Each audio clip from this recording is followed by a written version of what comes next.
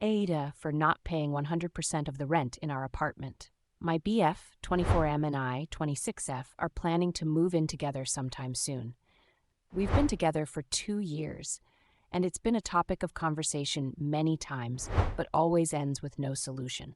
Today, we got into it badly after I brought up a possible solution.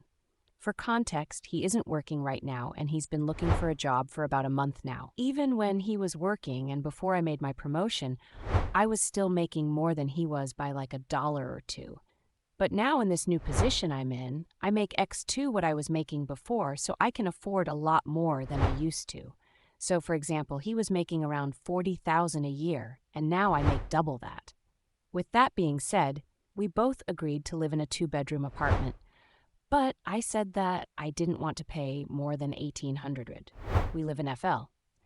When he did have a job, I said that we could go either 70-30 or 80-20, whichever one would be easier for him.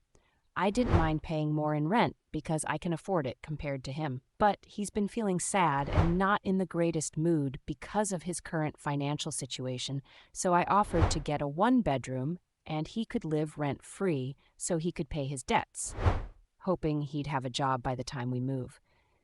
He didn't like this idea because he doesn't want to live in a 1-bedroom because there isn't enough space, hence why we agreed on a 2-bedroom. I do not want to pay for a 2-bedroom for him to stay rent-free because it would be more money in rent compared to the 1-bedroom.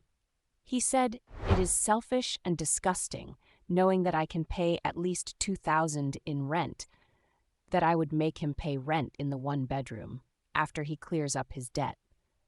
I'm trying my best to be helpful by offering him to live rent-free, but I'm afraid of being taken advantage of, and I've expressed that to him as well. I have thought about getting the 2-bedroom, and he could live rent-free for a few months, which we would agree upon, until his debts were clear and he could pay what he could afford.